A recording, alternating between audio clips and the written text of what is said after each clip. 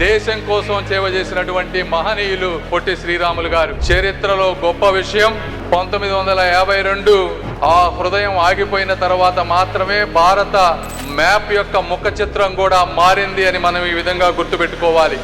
ఆ రోజు శ్రీరాములు గారు ఏ విధంగా అయితే నిరాదరణకు గురి అయ్యారో, అణచబడ్డారో, ఆపబడ్డారో, అదేవిధంగా 2019-24 మధ్య 1631 రోజులు తమ భూమి ఇచ్చిన రైతులను ఆందోళన చేశారు. అయినా వారు కూడా వెనకడుగు వెయ్యలేదు.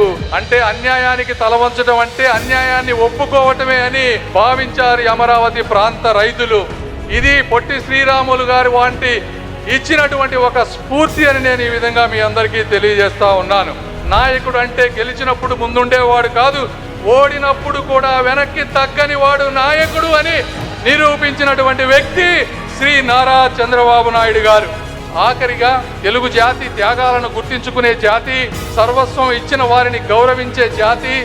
ఆ రోజు 58 రోజులైనా, ఈ రోజు 1631 రోజులైనా సరే ఆపిన, అడ్డంకులు సృష్టించిన, తిరిగి లేచి నిర్మించే జాతి ఈ తెలుగు జాతి అని తెలియజేసుకుంటూ, అమరావతి అంటే కేవలం రాజధాని నగరం కాదు, అమరావతి అంటే పొట్టి శ్రీరాములు గారి త్యాగానికి సమాధానం అని తెలియజేసుకుంటూ సెలవు తీసుకుంటున్నాను. Thank you.